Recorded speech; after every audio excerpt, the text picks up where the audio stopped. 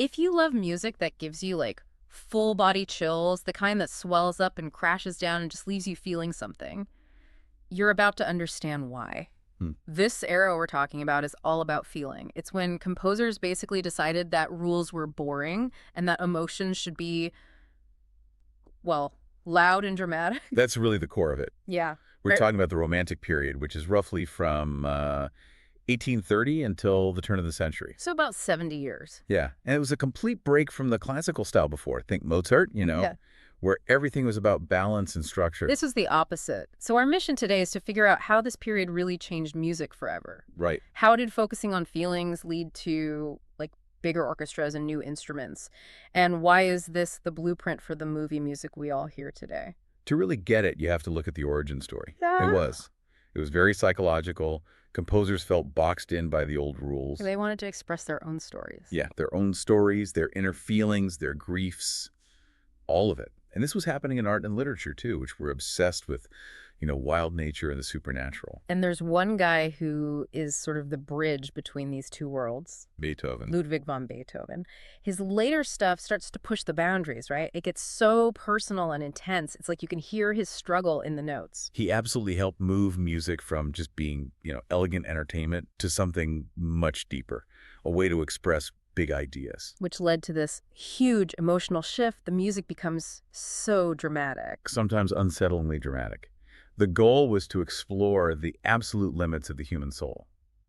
Love, despair, everything. So what does that actually sound like for someone listening? Well, it means unpredictable changes. In mood. In mood, in volume, Yeah. everything. A piece could go from a whisper, a pianissimo, to this sudden thunderous roar, a fortissimo, in just a couple of seconds. That whiplash was on purpose. Oh, absolutely. And the melodies themselves changed, too. They got longer, much more lyrical. Almost like singing, right? Exactly.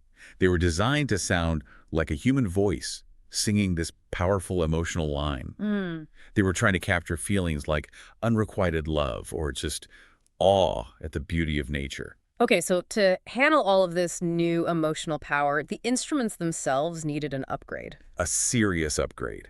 The orchestra, which had been this pretty refined group, it got way bigger during the century. You need more power. More power and more colors. They started adding new instruments to get a wider range of sound. Like what? Well, you get the tuba, which adds this massive heavy bottom end to the sound. Okay. And on the other extreme, you get the piccolo, which is that tiny flute with a super high-pitched piercing sound. So you're expanding the sound in both directions, high and low. Exactly. And it wasn't just adding new instruments. The old ones got better. Inventors figured out how to improve the valves on trumpets and horns. What did that do? It meant they could suddenly play way more notes and fast, complex melodies. Before, they were kind of stuck playing simpler fanfares. So they became real melody instruments. Yes. And with all this new, loud brass, the string section had to get bigger just to be heard. So more violins, more cellos. Lots more. Not for complexity, just for sheer volume, to create a richer tone that could compete with all that brass and percussion. So with, what, 80 or 100 musicians on stage? How did they stay together? That's where the conductor becomes a huge deal. The guy with the baton. He went from just keeping time to being this powerful artistic leader shaping the entire performance. You needed someone to guide that massive group. Right. So that was the concert hall. But at the same time, something was happening in people's living rooms. A parallel revolution, yeah. One instrument became the absolute star for both concerts and at home. The piano. And this was a tech story, wasn't it? The piano itself changed. It totally did. They started building them with steel frames. Instead of wood. Instead of wood. And that meant the strings could be put under much higher tension. So, a louder sound. Louder, more brilliant, and the notes would ring out for longer. It also meant they could add more keys, expanding the range of the instrument. And composers took full advantage of that. Guys like Frédéric Chopin and Franz Liszt wrote these incredibly difficult pieces just to show off what the new pianos and the players could do. Well, Liszt was like a rock star, right? He was. He pioneered these amazing feats of speed and power. And the piano was also perfect for these short little pieces. They called them character pieces. Like a musical snapshot. That's a perfect way to put it. Just capturing a single mood or a fleeting moment in a few minutes of music. And you mentioned it was big at home, too. Huge. Printed music became cheaper, so families would buy pianos and play arrangements of famous symphonies. Piano lessons became a standard part of a kid's education. Bringing that huge orchestral sound into the living room. Exactly. But beyond just the sound, this whole era was obsessed with telling actual stories. This is program music. Program music, it's instrumental music, so no singing, that's meant to depict a specific story or a poem or even a painting. So the composer would literally hand out a note explaining the story. Often, yes, a program, so the audience could follow along. It's music as a narrative. A soundtrack without the movie?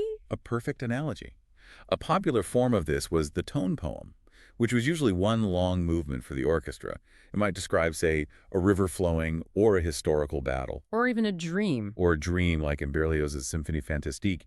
He actually used different instruments to represent different characters in his own wild story. So that's the big public storytelling. But they also did it on a smaller scale. A much more intimate scale. That's the art song, or Lieder in German. This is just a solo singer and a piano. Setting a poem to music. Right. But the piano isn't just background chords, it's an equal partner. What do you mean? The piano might play a rhythm that sounds like a galloping horse, or a repetitive pattern that sounds like a spinning wheel. To match the words of the poem, it paints the scene. Wow. Cross Schubert was the master of this. He wrote over 600 of them. Sometimes he'd group them together into a song cycle to tell one long, tragic story. So as the music got harder and more personal, the performers, they became legends. Absolutely.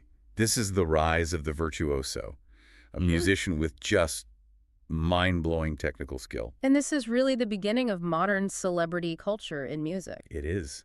These performers became international superstars. People would follow them from city to city. You mentioned Liszt, the pianist. Liszt was a showman.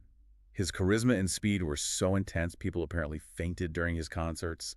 It's like Listomania. And what about the violinist, Paganini? Niccolo Paganini.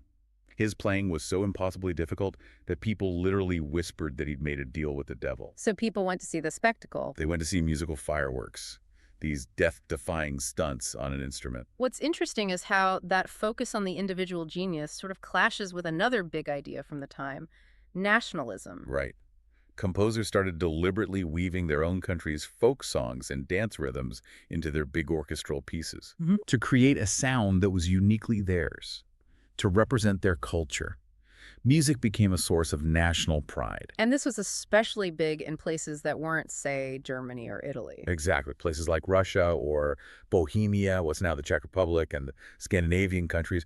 Composers like Dvořák and Sibelius used these folk elements to create these incredibly powerful feelings of unity. Okay, let's talk about the biggest stage of all, opera. Opera went into overdrive. It became hugely popular, especially in Italy with Verdi and in Germany with Richard Wagner. And Wagner completely changed the game. He had this idea of a total work of art where music, poetry, and drama were all fused together. Yeah. And for him, the orchestra was just as important as the singers. How so? He created the leitmotif. It's a short musical theme that's connected to a specific person or an object or even an idea. So like Darth Vader's theme in Star Wars? That is the perfect modern example. It's the exact same idea. When a character comes on stage or a magical sword is mentioned, you hear their theme in the orchestra. So the music is telling you things the characters aren't saying out loud. It's revealing inner thoughts.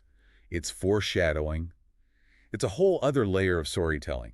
The original cinematic soundtrack. And the productions themselves got more elaborate. Oh, incredibly elaborate. They used amazing stage effects for fires and storms, for the sets, the costumes. Everything got bigger, which meant the singers had to develop much more powerful voices just to be heard over it all. So with all this drama, composers were pushing the music itself to be more tense. They were messing with harmony. They really were. They started using a lot more dissonance, these tense, unresolved chords that make you feel on edge. They refused to settle into a comfortable sound. Creating that feeling of longing. That longing, that mystery, that yearning that is the sound of the Romantic era. It perfectly captured the spirit of the time. So after this whole 70-year period of big feelings and even bigger sounds, what does it all mean for us today? Well, the emotional honesty, the storytelling, and that huge orchestra.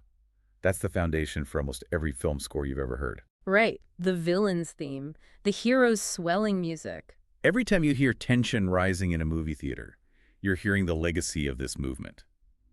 The language they created is still the one we use for storytelling in music. And that's why these pieces are still played in concert halls all the time. They tap into these huge universal human feelings. They really do. You don't need a translator for them. So next time you're listening, Listen for those long singing melodies and those sudden dramatic shifts from a whisper to thunder. That is the sound of the Romantic Revolution. Good luck with your studies.